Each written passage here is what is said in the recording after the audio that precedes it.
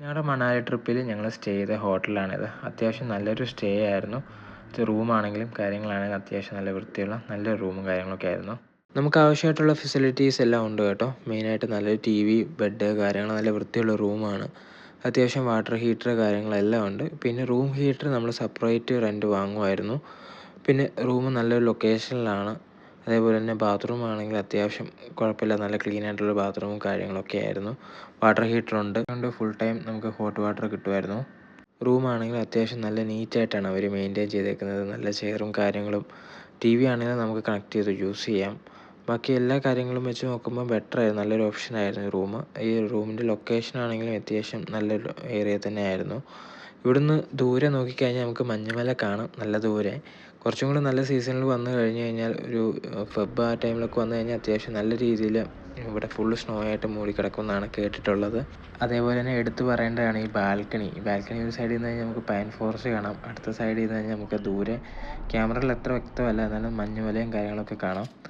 Early morning ഞങ്ങൾ reach ആയിട്ട് ഏകദേശം ഒരു 6 മണിക്കൂറോളം ഞങ്ങൾ റെസ്റ്റ് എടുത്തു. ഇനിയിപ്പോൾ പുറത്തോട്ട് ജസ്റ്റ് ഒന്ന് പോകാനുള്ള പ്ലാനാണ്. ജസ്റ്റ് ബ്രേക്ക്ഫാസ്റ്റ് എന്തെങ്കിലും കഴിക്കണം. നമ്മളെടുത്തേക്കുന്ന റൂമിൻ്റെ തൊട്ടടുത്ത് തന്നെ ഒരു ക്ലിനിക്കും ഒരു നല്ലൊരു ഗവൺമെൻറ് ഹോസ്പിറ്റലും പിന്നെ ബ്ലഡ് ടെസ്റ്റും ഒക്കെ എടുക്കാൻ പറ്റിയ ഡയഗ്നോസിസ് സെൻ്ററും ഒക്കെ ഉണ്ട് കേട്ടോ. ഇവിടെ എല്ലാവരും തരുന്ന ഒരു അഡ്വൈസാണ് നല്ലപോലെ വെള്ളം കുടിക്കണം. കാരണം ഇവിടുത്തെ ഒരു ക്ലൈമറ്റിൽ നമുക്ക് ഒരിക്കലും ദാഹിക്കത്തില്ല. പക്ഷേ നമ്മൾ വെള്ളം കുടിച്ചില്ലെങ്കിൽ നല്ലപോലെ ഡീഹൈഡ്രേറ്റ് ആകും. അതേപോലെ പെട്ടെന്ന് യൂറിൻ ഇൻഫെക്ഷന് കാര്യങ്ങളൊക്കെ ഉണ്ടാകാൻ ചാൻസ് കൂടുതലാണ്. നല്ല വ്യൂ ആണ് കേട്ടോ ഇവിടുത്തെ പൈൻ ഫോറസ്റ്റ് പോലെ. കഴിഞ്ഞ ദിവസം നല്ല തണുപ്പായിരുന്നു, നല്ലപോലെ മഞ്ഞ് പെയ്യുകയും ചെയ്തു. കാരണം പല ലൊക്കേഷനിലും ഇപ്പം ക്ലോസ്ഡ് ആണെന്നാണ് പറയുന്നത് കേട്ടോ. ഇവിടുന്ന് 11 കിലോമീറ്റർ ഉള്ളൂ സ്നോ വാലിക്ക്.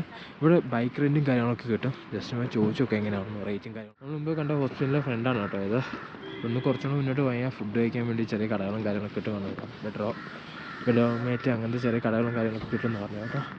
നോക്കട്ടെ എങ്ങനെയാണ്. സ്നോ കയറി കിടക്കുന്നുണ്ട്, പകുതി സ്ഥലത്ത് അലൗഡ് അല്ലെന്നാണ്, ഓവർ സ്നോ ആയതുകൊണ്ട് അലൗഡ് അല്ലെന്നാണ് പറയുന്നത്. ബൈക്ക് റെൻറ്റ് നോക്കിയായിരുന്നു.